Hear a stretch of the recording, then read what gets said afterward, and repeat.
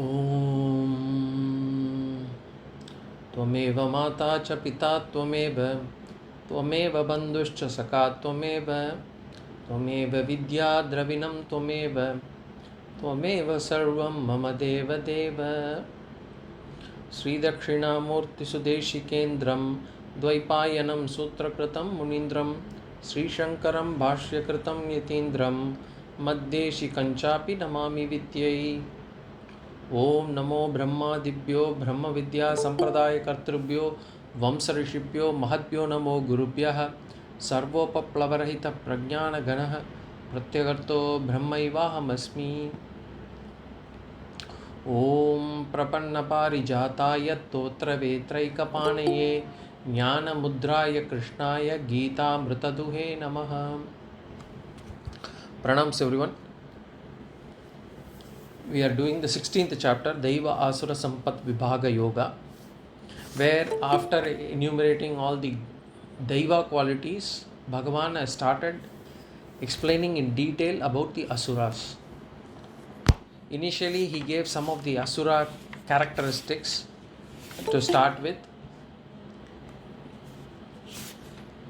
and then where he talked about Asuras basically being Dambo, Darpo, Abhimanam, Krodham, these are their qualities. And he also said them that they are Asaucham, Na Acharaha, and then Na Satyam. So they don't have any purity, nor religious discipline, nor truthfulness. And then Bhagavan started describing their philosophy in terms of what is their philosophy. Their philosophy is that the world is asatyam, apratishtam, anishwaram. The world is without any truthful people. The world does not sustain on dharma. The world is without any Ishvara. And their philosophy is aparas parasambhutam kama haitukam. The world runs out of desire alone, is their philosophy.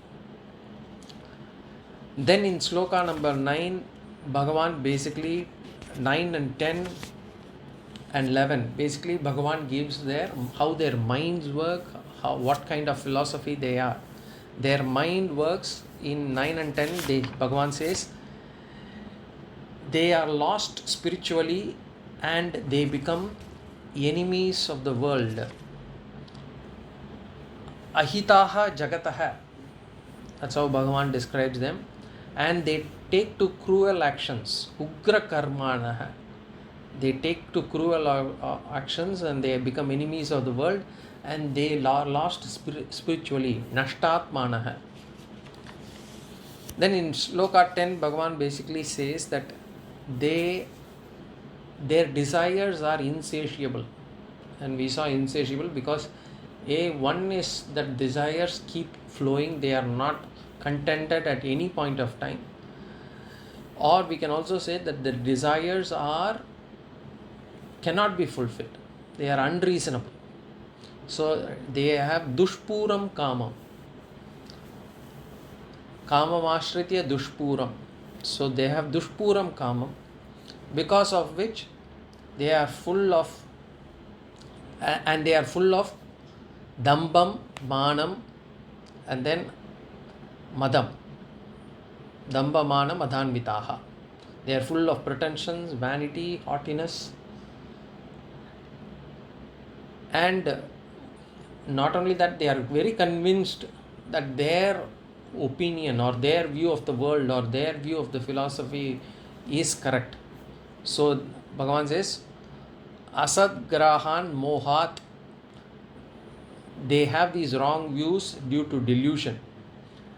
And pravartante ashuchi vritaha, they act with impure resolve.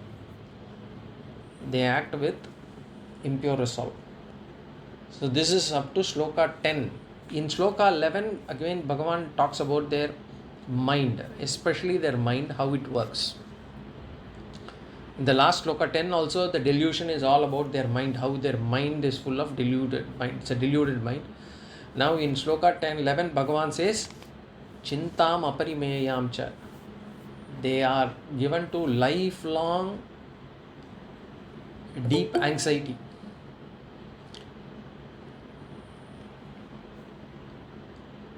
And because of but what is it their goal? What is their goal? The highest goal, they are convinced that their highest goal is kama kamopabhoga paramaha, that enjoyment of sense organs is their highest goal. They are very convinced about that.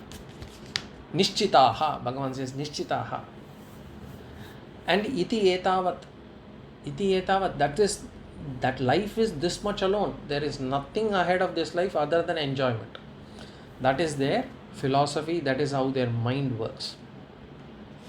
So we had completed until Sloka number 11 in the last class. Now in the next three Slokas, 12, 13 and 14, Bhagavan is going to describe how the Asuras speak.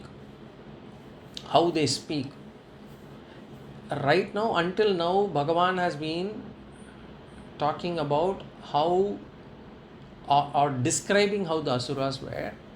Now Bhagavan is going to say or describe how they describe themselves, how the Asuras describe themselves.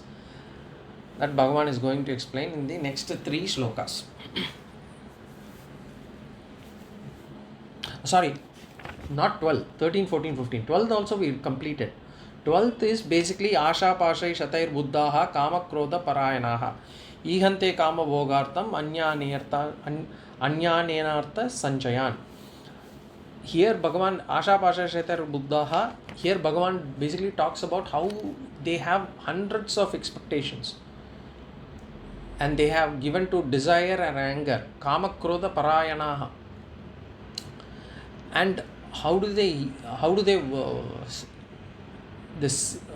keep their wealth, or how do they create their wealth? Anyayena, by unrighteous means. And what do they use their wealth for? Not for any dharma or charity or doing any good punya karya. It is for kama bhogartham, for the enjoyment of sense objects. So until 12th we have seen. Now 13, 14, 15 is where Bhagavan is going to explain or going to describe how the Asuras will speak about themselves. How they describe themselves. Their own statements. So we'll see that. Shri Bhagavan Uvacha. Although we say Shri Bhagavan Uvacha, here we have to understand Shri Bhagavan says how Asuras describe themselves. So it's like Asura Uvacha. Idam adyamaya labdam imam prapsye manoratam idam asti idam api me bhavishyati punardhanam idam adyamaya labdam imam prapsye manoratham idam asti idam api me bhavishyati punardhanam. So here Asuras describe themselves. Sometimes what happens is we don't know about a person until that person speaks. And once they start speaking, whether it is about themselves or whether they are speaking about others or general subject, we will come to know what kind of a person they are. The words they speak will show the kind of personality that they are. That's why silence is golden. That's why keeping mum is very good. Because we will not unnecessarily talk about others, and others also will not go deep into our personality. So Bhagavan is now going to say how these people will speak, the language they will use.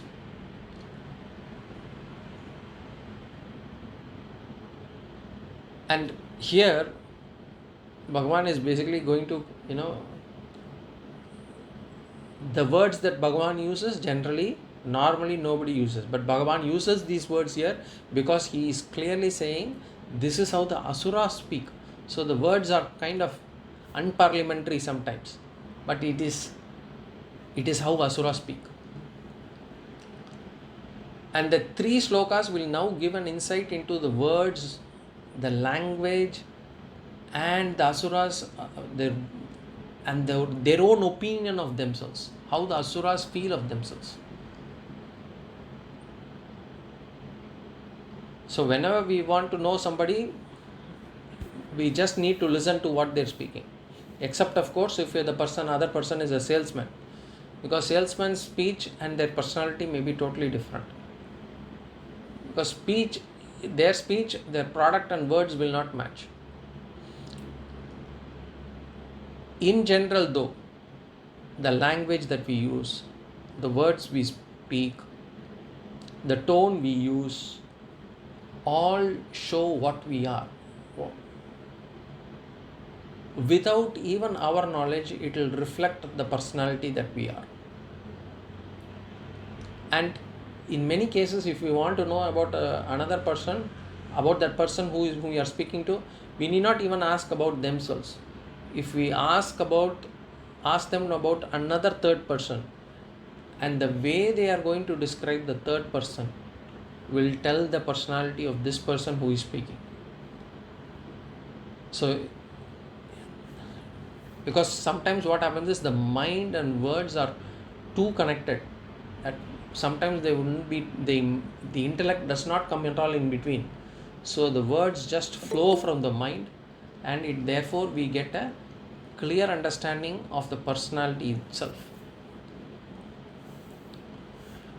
So here Asura speech is described here. So it is not Bhagavan Uvacha, as I said, it's Asura Uvacha.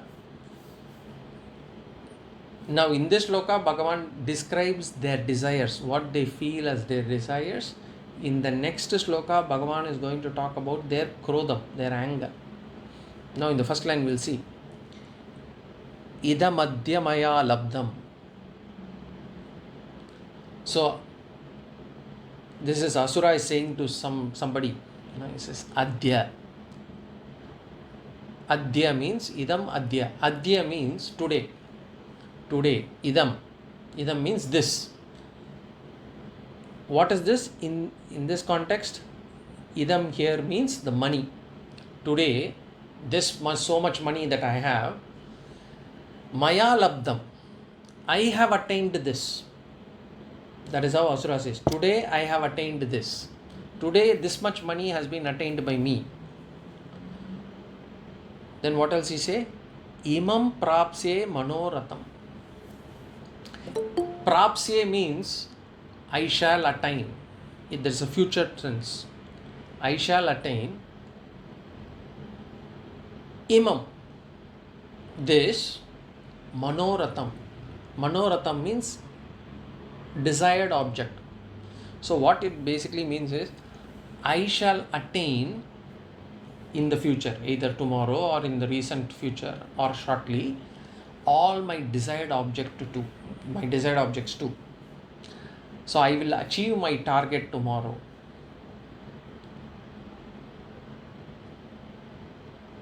And how he says I will achieve his target? Because he doesn't matter. He doesn't bother about dharma or adharma. We already saw that anyayena, they hoard the wealth with unrighteous means. Anyayena kama artha sanchayan. They hoard wealth through unrighteous means. So it is easy for them to say, I shall attain this desired object in future. So this has been obtained by me today. I shall attain the desired object shortly. This is the first line. Then the second line, idam asti me dhanam. We have the punardhanam, we bring the dhanam there. Idam asti me dhanam. I have so much wealth now. So it comes with the pride. I have so much wealth. Bhavishyati idamapi punaha. Bhavishyati idamapi punaha. Which means, Bhavishyati means in future there will be, idamapi punaha. There will be much more later. Punaha means later. Much more. Idamapi. Much more. So it means I have so much wealth now, and there will be this much more later. And whatever I desire, I will get.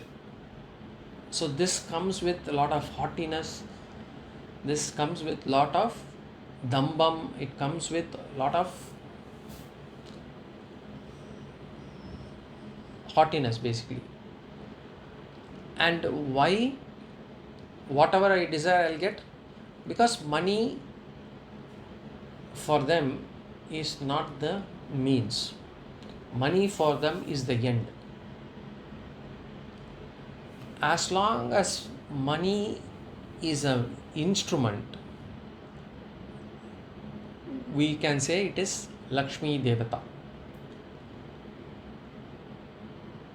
When money becomes the end, it becomes Daridra Durdevata.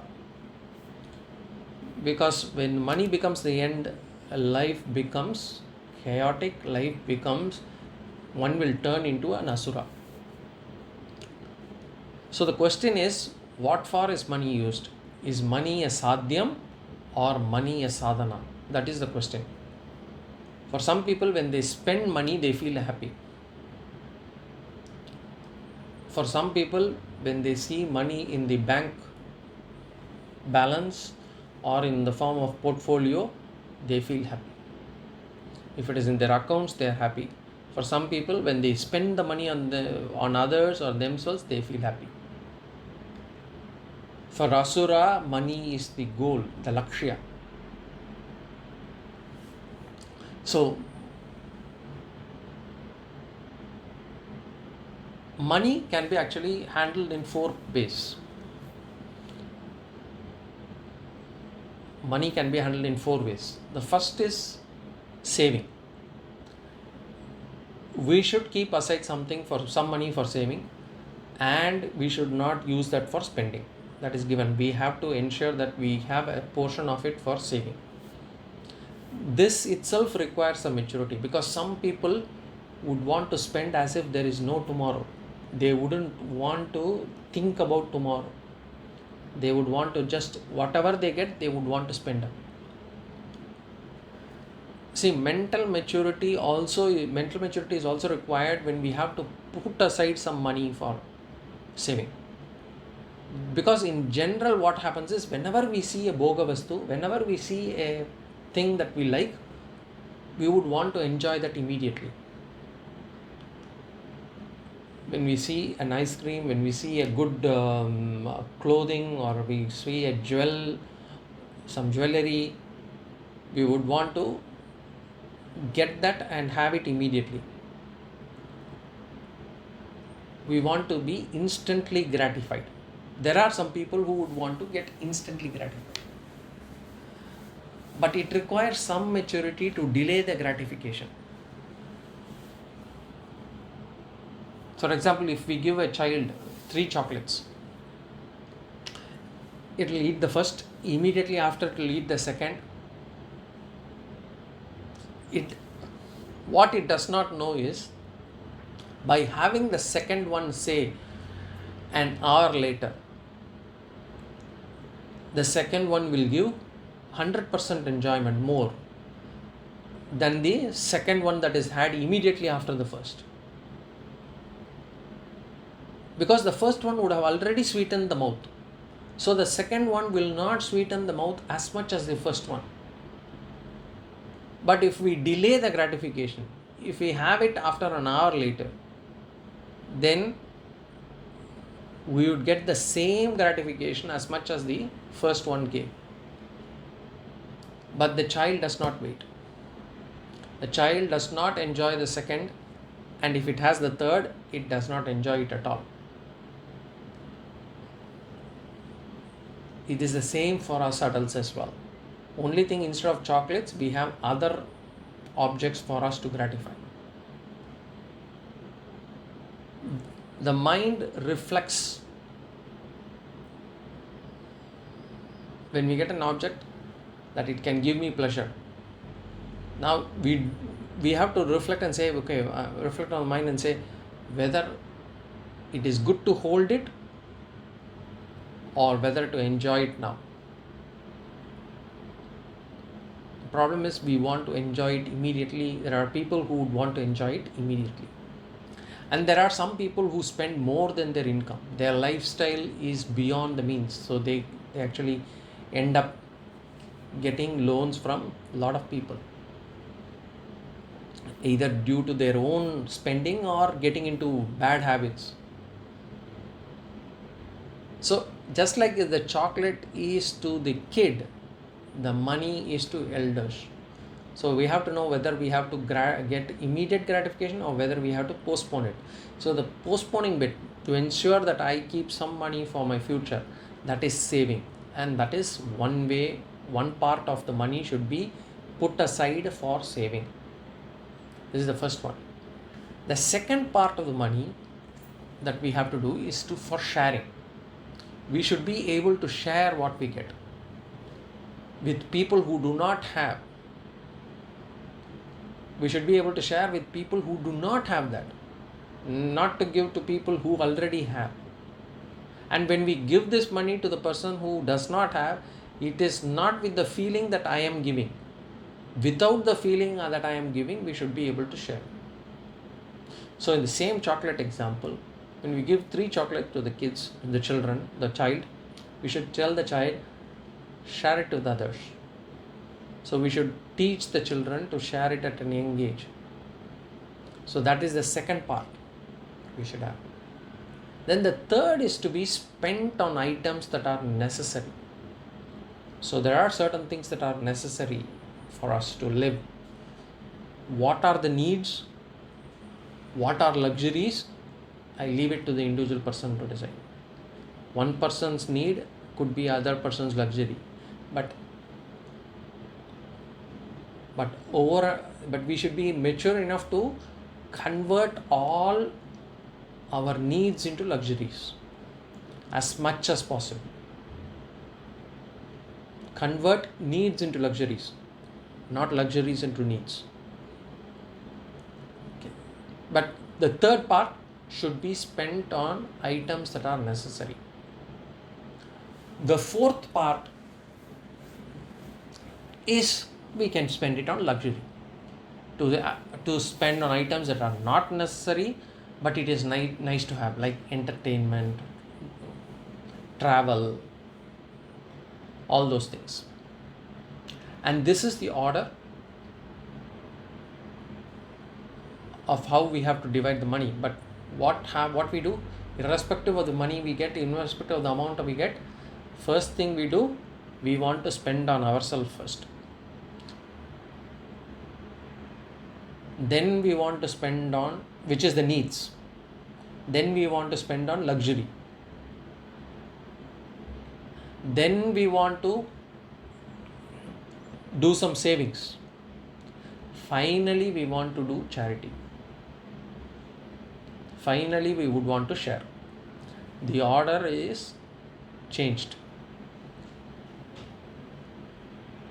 And the problem for us is, as our income increases, as our household income increases, what happens? The spend on me, the spend on luxury alone increase. Maybe savings also increase. But the charity portion, but the dhanam portion, but the sharing portion, it does not increase in the same proportion. And that is a problem.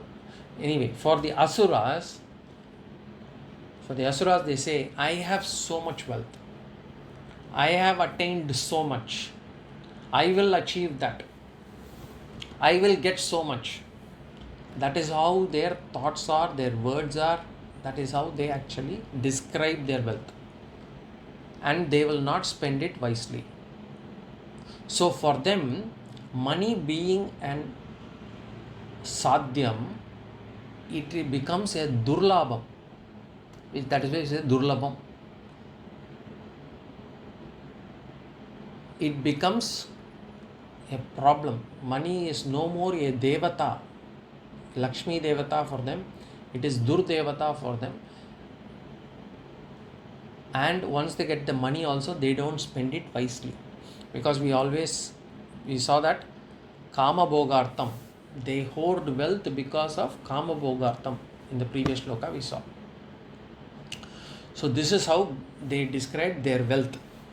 Now in the next Sloka, Bhagavan is going to describe their krodham, their anger and hatred. And this too is given in the same format as they speak. So it is, although it's Bhagavan Vacha, we'll have to say Asura Vacha. So Shloka 14. Asau maya hata shatruhu hanishye cha paranapi Ishwaroham aham bhogi siddhoham balavan sukhi Asau maya hata shatruhu hanishye cha paranapi Ishwaroham aham bhogi siddhoham balavan sukhi. So what happens? The more the desire stays in the mind, we know that not all desires can be fulfilled. And when the desire does not get fulfilled, it expresses itself as krodham, as anger. And the intensity of the anger depends on the level of desire that we have.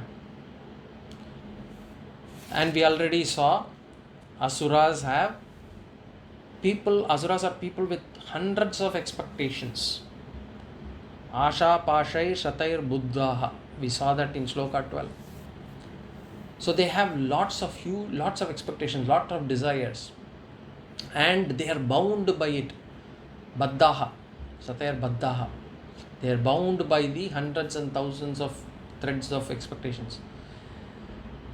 So in there, some may get fulfilled, many will get unfulfilled. And those unfulfilled desires get expressed as anger. Anger expressed against people who stand in the way of fulfilling their desires. So whenever my desire doesn't get fulfilled, if I know the person who is responsible for it, or who I think could be responsible for me not getting my desire fulfilled, depending on the person, 3 emotions can come in my mind. So my desire does not get fulfilled, somebody is in the way, and depending on the person, there could be 3 emotions. 1, if it is a person who is weaker than me, physically, emotionally, in whatever way, who is weaker than me, as in they could be younger to me, they could be my employee, or they could be the maid, servant, whoever, helper. If they are weaker than me, the emotion that comes out of my mind is anger. If they are stronger than me, if they are my boss, or if they are physically stronger than me, then the emotion that comes out of my mind is fear. And if it is myself, if I am in the way of getting my desire fulfilled, as in I am not able to blame anyone for that, then the emotion that comes in my mind is shoka, sorrow. We can reflect on it, we'll see that these 3 are the possible emotions. Now here Asura, they are haughty, they think nobody is equal to them.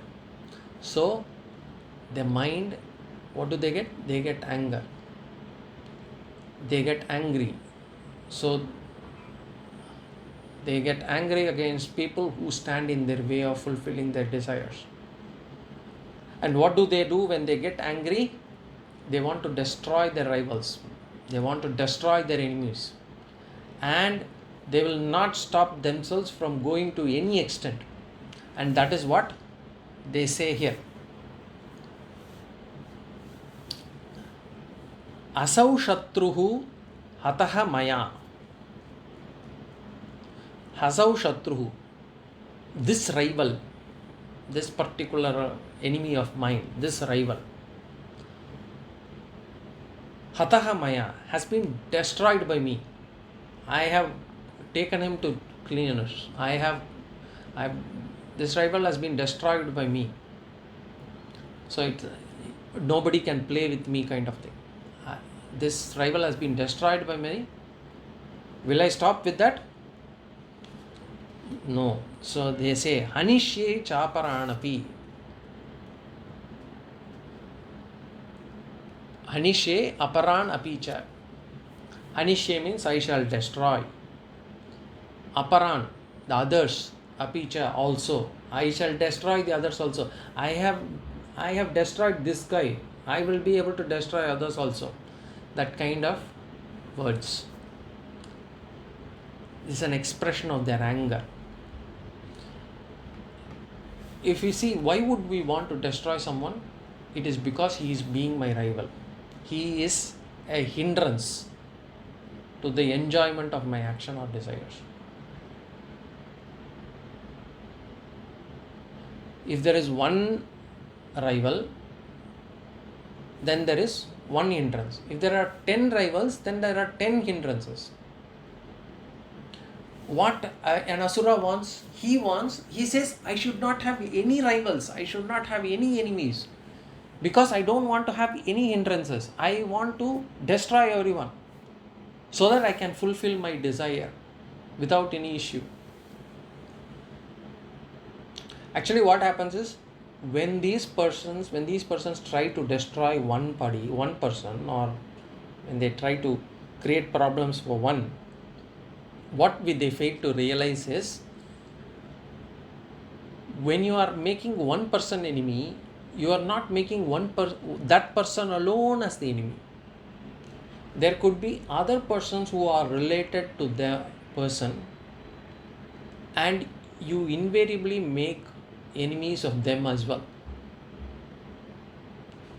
And by destroying that one person, you think you've been able to win over that person, destroy that person, and now that hindrance is resolved.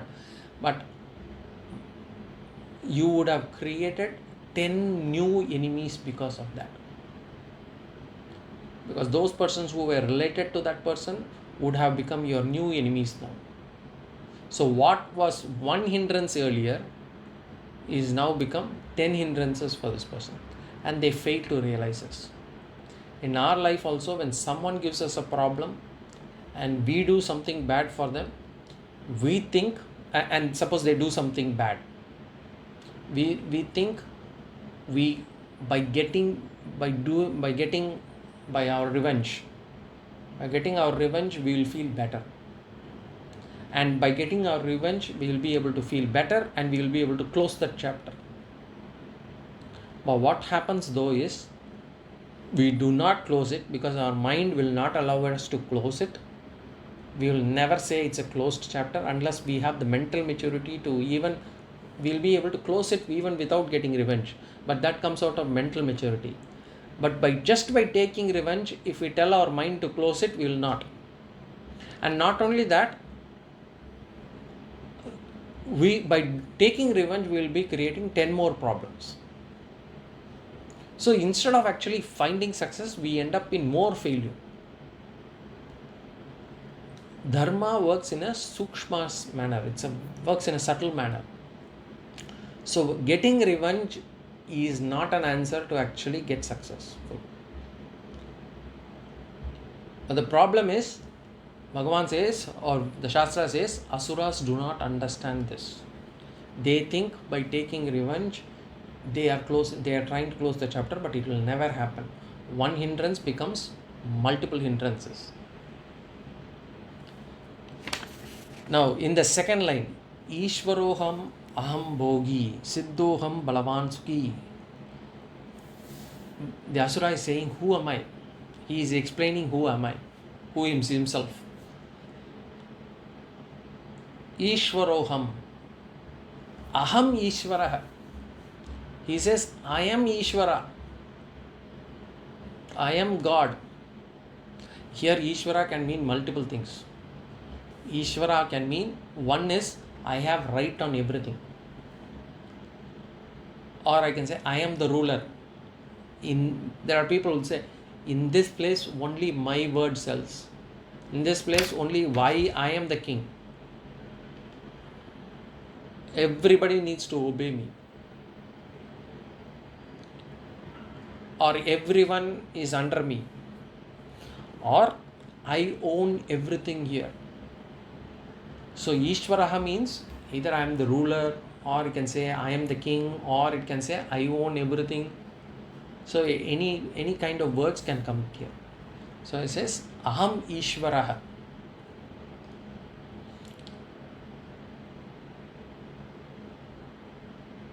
Remember, we also in Advaita, an Advaiti or a Jnani also say the same thing. He says what? There is no difference between me and Ishvara. That is what we finally claim. So that claim and this claim are totally different. Okay. Aham Ishvaraha, when we say, we don't say, we say Ishvara and me are one and the same at a particular level. At the Paramarthika level, we are one and the same. At a Vyavaharika level, we both are different. Ishvara is Sarvajna. I am Alpam. We agree. At a Paramarthika level, when Ishvara is nothing but Brahman, I am nothing but Atma, we say Atma and Brahman are one and the same. The context in which the Asura uses Aham Ishvara here is different. Here they say, I own everything. So we should not confuse this. In fact, some Visishta Advaitis use this sloka to say that the Advaitis are Asuras. Because Advaitis also say Aham Ishvara. See, Asuras, Bhagavan himself has said, those who say Aham Ishvara are all Asuras. So that is different, this is different. So here, Aham Ishvara, I own everything. The next one, Aham Bhogi.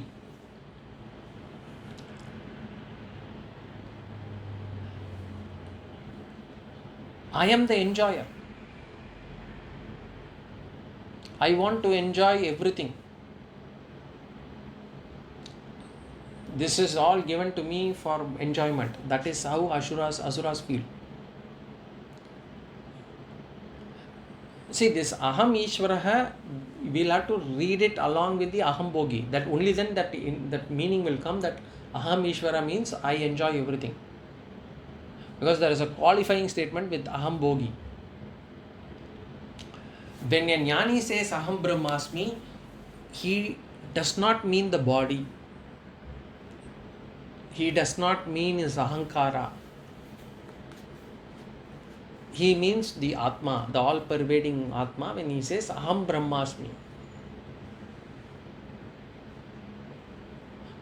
So I am just telling this because some Visishta Dvaiti, if they come to discuss, we are better prepared to answer them.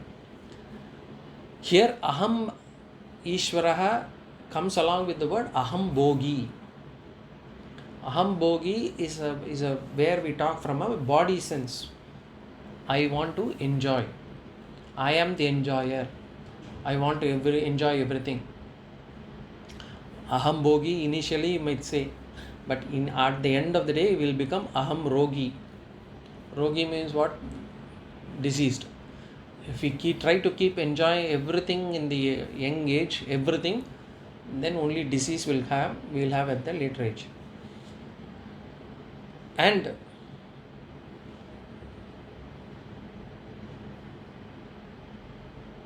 Siddhoham Balavan Sukhi.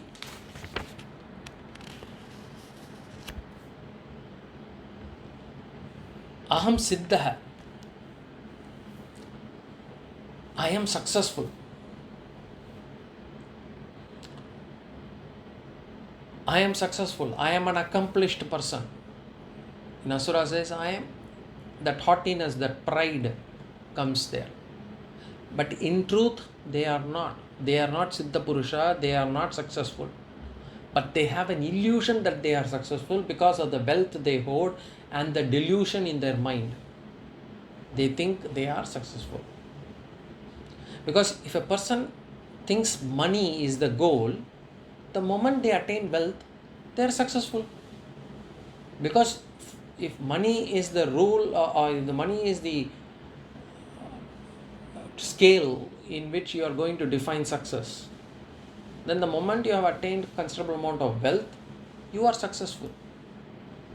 And that is how an Asura defines himself.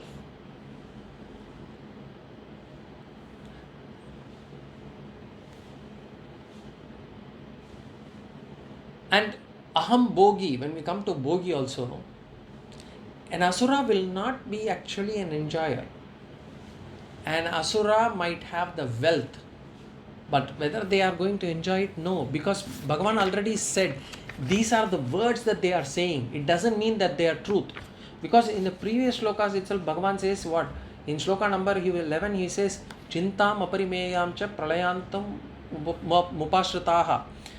They are given to deep and lifelong anxiety. So which means they have the wealth, no doubt, but they are not enjoying. They may have the BMW car, they may be sitting behind, but full of worry. Who might be enjoying the BMW car ride? The driver sitting in the front.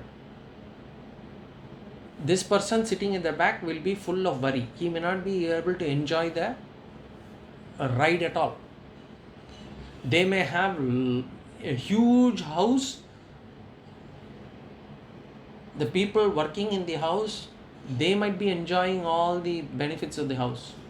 This person would be sweating out because of all the chinta, anxiety and fear and whatnot. But to show off, they will show off as if they are very happy. I met an RM, relationship manager, and he said that he wants to buy an expensive car. And the reason he said is, he's a relationship manager, he is dealing with all the high net worth individuals, and when he actually deals with the high net worth individuals, he has to show that he himself is successful in the first place. Only then they will trust him. So even if it is beyond his means, he may have to just invest, in his words, invest in an expensive car to show off that he is successful. And that's how the world is today. So in the same way, the Asura says he is successful. Whether he is successful, no. Aham siddha. I am an accomplished person. I am a successful person. And then finally, aham balavan. I am powerful. They say I have strength in my body. I have money. I have people power. I have my position. Aham balavan. It can mean at all levels. Physical strength, people strength, position strength, power, the strength that comes from the power you hold.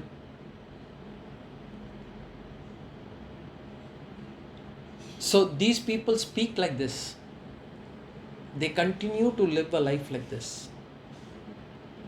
But Bhagavan says they will soon lose their health, their body, their mind, everything is lost. Finally, this is again their statement, not Bhagavan. Aham sukhi. I am happy. This is a false show off. Initially, they may seem to be happy, but that happiness is more out of the pride, the more out of the jealousy that they are able to create among others. Some people love to create, whether they are happy or not, they get more happy when they see other people jealous of themselves. And that's why I think Facebook is one such place, where it is not about, if you are happy, okay, fine. And then you put something to actually, I did that, I went there. Not just Facebook, LinkedIn, even many other places. Any social media where we say we want to show off that we are happy. And whether we are happy or not is not the point. The point is I want to make others jealous. And if I make more people jealous, I feel happy. It is not about the happiness that I get out of enjoying whatever I did. It is about the happiness that I am able to incite jealousy among others. So here they say aham sukhi, the happiness that comes out of pride. But their mind will be confused. Their mind is filled with anxiety. Their mind is filled with fear. That is what an Asura says. Now in the next sloka, still Asura speaking here. Sloka 15. Adyo bijanavanasmi konyosti sadrusho maya yakshe dasyami modishye ityajnana vimohitaha. Adyo bijanavanasmi konyosti sadrusho maya yakshe dasyami modishye ityajnana vimohitaha. Asmi means I am. Asmi Adyaha means rich. I am rich. As that for people who have money as their main goal, their only focus is whether I am getting rich or not. Whether I am richer today than yesterday. Whether I am richer today than last week. Whether I am richer today than last month. Whether I am richer today than last year. Its only comparison is only that. I am rich. And they respect only money. Which means I look at the person, the first thing comes to my mind is how much money he has, how much wealth he has. Is he rich enough? Only then my respect, whether I have to respect that person or not respect the person, comes into my mind. So for them, they do not respect humans. They will not be able to see the minds, whether this person is got sattvika guna, whether this person is nice. They only be able to respect only the wealth that they have.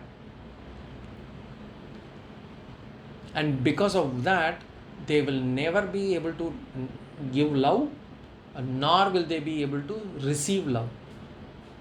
Because it is merely money transaction for them. Everything is kind of a business sense will overrule them. Unfortunately, they may not be even aware of that because their mind is deluded. They think they might be showering love. They think they might be receiving love. But underlying, they are actually seeing money. The others are also seeing money in them. But they may not be even aware of it because of the deluded mind.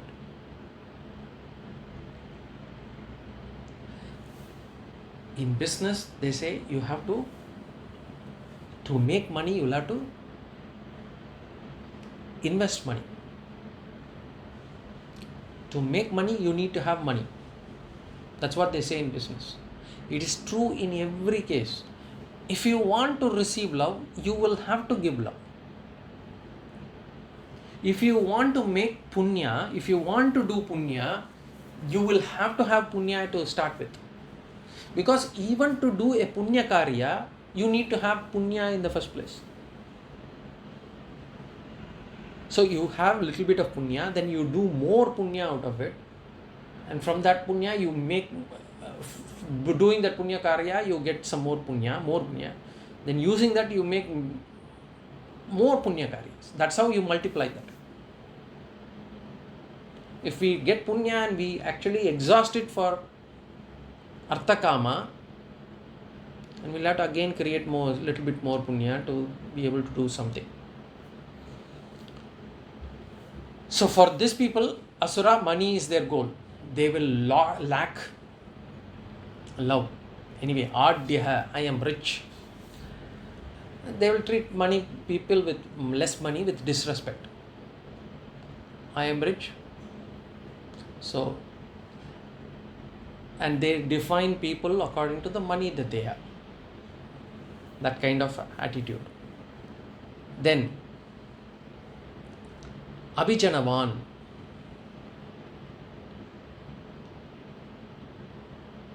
Abhijanavan asmi. Abhijanavan. I am from a noble birth. I belong to this rich family.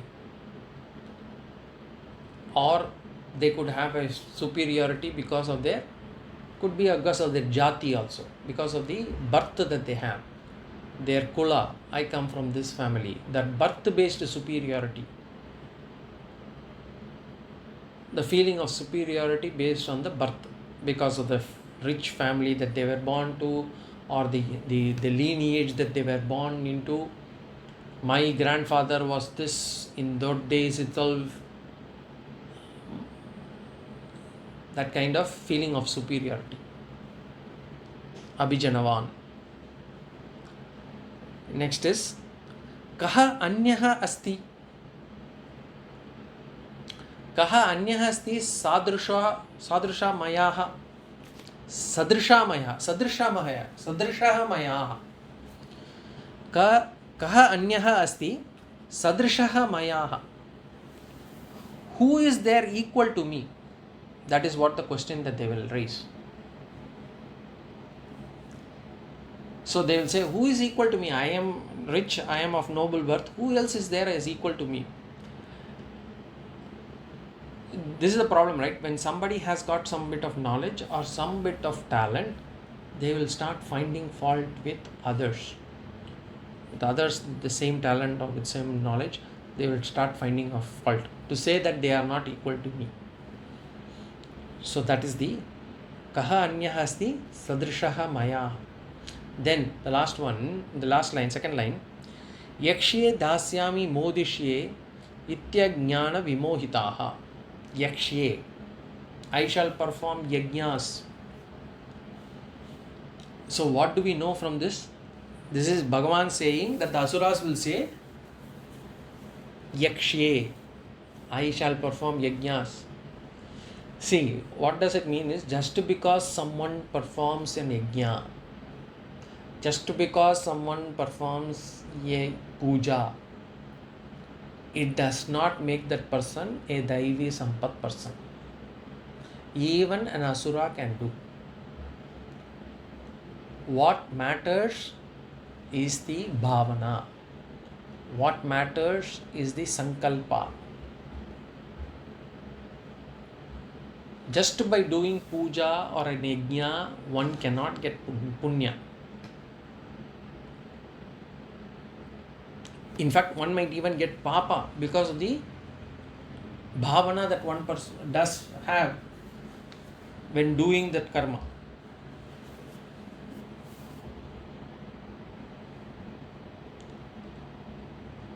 Karma will bring its results, but papa or punya is brought by attitude. Attitude alone will define whether it is papa karya or punya karya. So, yakshye, I shall perform yajnas. Dasyami, I shall give dhanam. And they will only donate where they will get some praise out of it. They will donate where they can get something out of it. So today I am donating to this place because tomorrow I am expecting something out of it. Or least of all, at least they will praise me. I will get the publicity. Or I will be able to announce to the world that I have donated here. Even for donation, Bhagavan is split that into 3: Satvika, Rajasa, Tamasa. We'll see that later in one of those chapters. But these people also say, I shall give charity. Dasyami. Modishye, I shall rejoice. I shall enjoy. Modishye. Iti, thus. So Bhagavan ends it. All these are reported now. Iti, Ajnana vimohitaha. Who ajnanam, ignorance, moham, delusion, vimohitaha, completely deluded.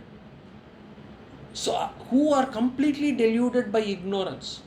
So these people, because of their ignorance, because of their delusion, they think, talk and behave like this. Iti, thus. Now Bhagavan is basically saying these people who are completely deluded by ignorance talk like this. And in these three shlokas, 13, 14 and 15, it is basically how Asuras speak about themselves. So thus Bhagavan has concluded these three shlokas where he has described how the Asuras speak, the way they speak. In going forward, Bhagavan is still going to describe about Asuras. Still more are to come. We will see that in the next class. Any questions or comments?